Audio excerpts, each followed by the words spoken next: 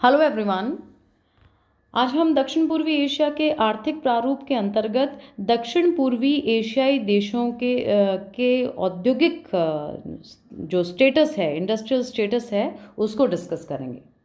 देखिए, यदि हम इंडस्ट्रीज़ के पॉइंट ऑफ व्यू से साउथ ईस्ट एशियन कंट्रीज़ को देखें तो दक्षिण पूर्वी एशियाई देशों में औद्योगिक विकास अपेक्षाकृत कम हुआ है। यानी दूसरे जो और कंट्रीज़ हैं साउथ ईस्ट एशियन कंट्रीज़ के अलावा, उनके कंपैरिजन में काफ़ी कम हुआ है। यहाँ कृषि व खनिज आधारित उद्योगों का सीमित विकास हुआ है। संसाधनों की कमी, कृषि पर निर्भरता, तकनीकी कौशल एवं पूंजी की कमी यहाँ के औद्योगिक विकास में बाधक रही है। हालांकि यहाँ बाजार है और मानव संसाधन उपलब्ध हैं, लेकिन मेन जो टेक्नोलॉजिकल डेवलपमेंट और जो कैपिटल है, पूंजी है, उसकी कमी के कारण यहाँ औद्योगिक विकास काफ़ी कम हुआ है। दक्षिण पूर्वी एशिया में लघु व कुटीर उद्योगों का विकास अधिक है। बिग जो इंडस्ट्रीज हैं, लार्ज स्केल इंडस्ट्रीज की जगह जो लघु और कुटीर उद्योग हैं वहाँ अधिक मात्रा में विकसित हैं। यहाँ के औद्योगिक विकास का अगर हम देशवार देखें, कंट्री वाइज अगर हम इंडस्ट्रियल डेवलपमेंट को देखें तो कुछ इंपॉर्टेंट कंट्रीज को हम यहाँ पर डिस्कस करते हैं। सबसे पहले हम लेते हैं म्यांमार को। देखिए, औद्योगिक दृष्टि से म्यांमार एक पिछड़ा हुआ देश है। यहाँ मुख्यतः लघु और कुटीर उद्योग हैं, जैसे सूत काटना, रेशम बनना, लकड़ी उद्योग, खाद्य सामग्री तैयार करना, रंगाई, जूट के बोरे बनाना आदि उद्योग यहाँ पर म्यांमार में उपलब्ध हैं।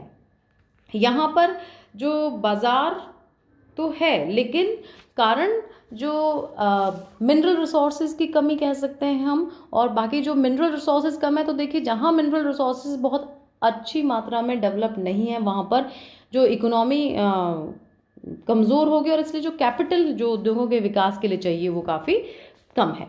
वर्तमान में अगर हम देखें जो म्यांमार के उद्योगों तो यहाँ के प्रमुख उद्योगों में पेट्रोलियम शोधन एक उद्योग डेवलप हुआ है। उसके बाद खाने के तेल, फिर कॉटन टेक्सटाइल इंडस्ट्री, मछली व मांस को संरक्षित जो फूड प्रिजर्वेशन इंडस्ट्रीज़ हैं वो यहाँ पर ज़्यादा डेवलप्ड हुई हैं।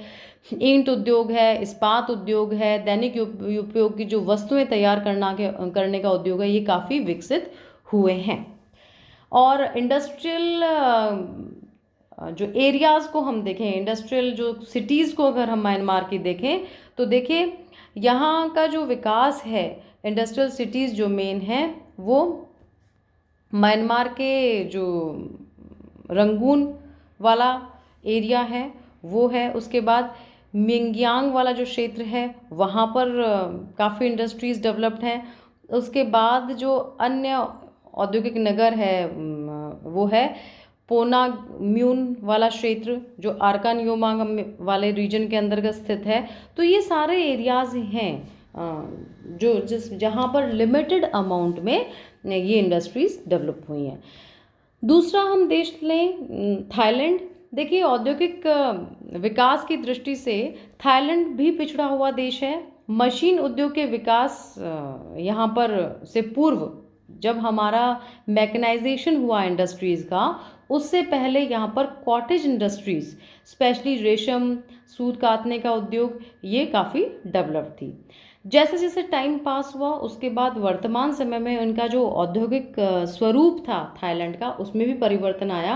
और अब थाईलैंड के अंतर्गत जो विकसित उद्योग हैं उनमें है सीमेंट उद्योग। ये सीमेंट उद्योग जो है वो थाईलैंड का सबसे विकसित उद्योग है। बैंकॉक में सीमेंट बनाने का विशाल उद्योग है जो थाईलैंड सीमेंट कंपनी के नाम से जाना जाता है, और काफ़ी अच्छी मात्रा में यहाँ से सीमेंट प्रोड्यूस हो रही है। उसके बाद है कागज़ उद्योग। थाईलैंड में कागज़ बनाने के लिए कच्चा माल, यानी जो वनों से हमें प्राप्त होता है, वो अच्छी मात्रा में प्राप्त होता है। यहाँ के दो विशाल कागज़ बनाने के कारखाने हैं, कंचनबरी और दूसरा है बैंकॉक में। ओके, तो सीमेंट इंडस्ट्री बैंकॉक में बहुत डेवलप्ड स्टेज में है थाईलैंड की। उसके बाद जो पेपर इंडस्ट्री है वो थाईलैंड की कंचनबरी व बैंकॉक में स्थित है। उसके बाद का जो एक प्रमुख उद्योग थाईलैंड में है वो है जूट इंडस्ट्री, यानी जूट उद्योग। थाईलैंड में जूट से रस्सी, टाट अथवा बोरे बनाने का काम किया जाता है। जूट के यहाँ पर मेन कारखाने हैं और ये भी बैंकॉक के आसपास के क्षेत्र में स्थित हैं।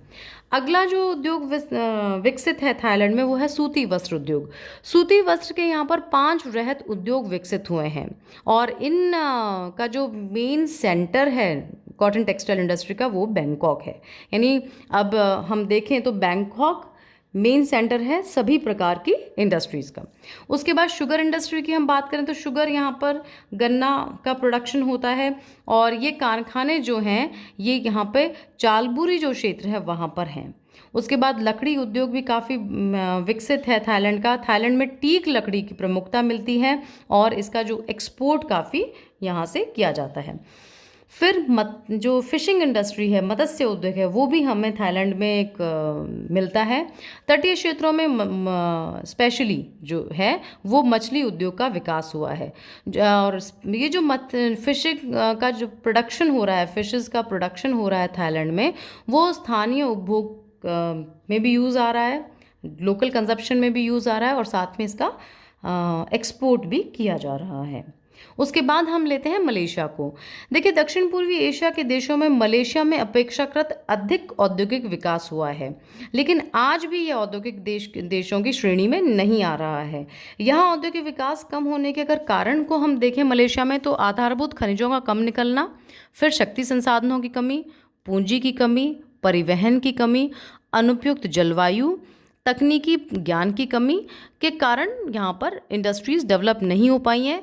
साउथ ईस्ट एशियन कंट्रीज़ में पोजीशन अच्छी है, लेकिन बाकी अगर इंडस्ट्रियली डेवलप्ड कंट्रीज़ को हम देखें वर्ल्ड के, तो उसमें पोजीशन नहीं है मलेशिया की। और इसी कारण मलेशिया में भी जो कॉटेज इंडस्ट्रीज़ हैं और मीडियम इंडस्ट्रीज़ हैं वो काफ़ी अधिक विकसित हुई हैं।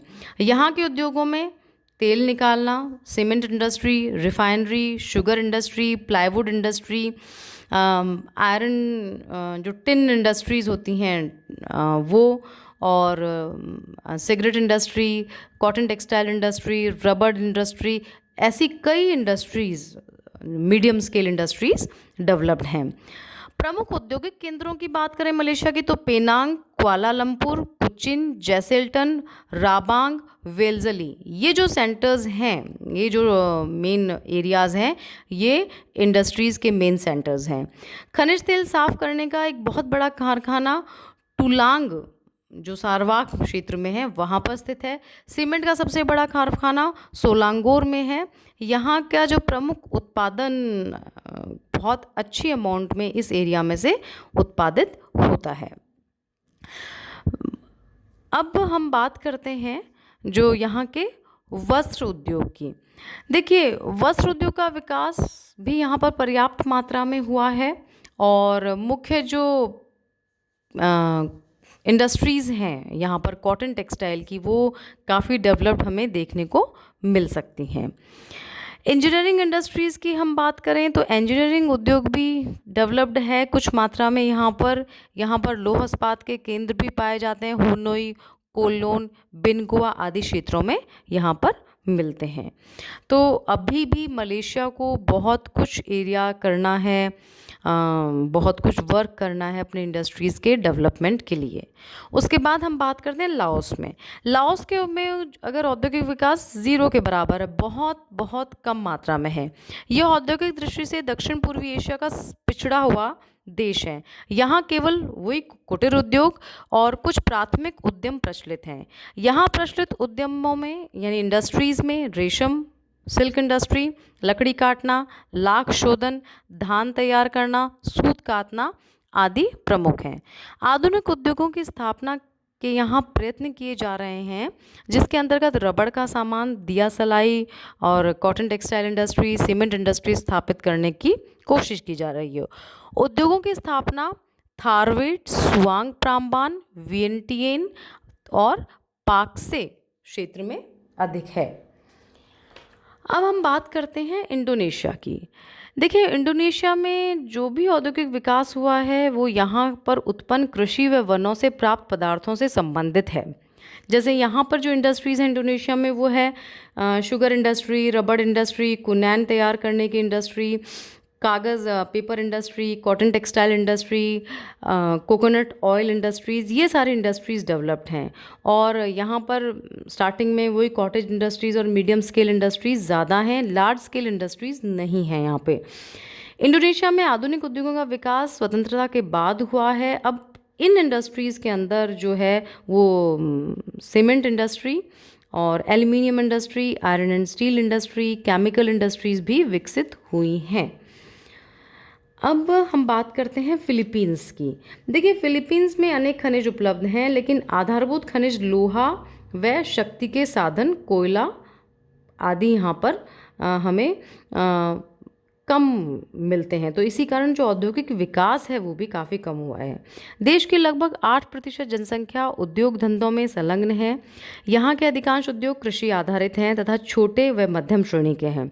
आधुनिक उद्योगों का विकास यहाँ पिछले 30 वर्षों में हुआ है।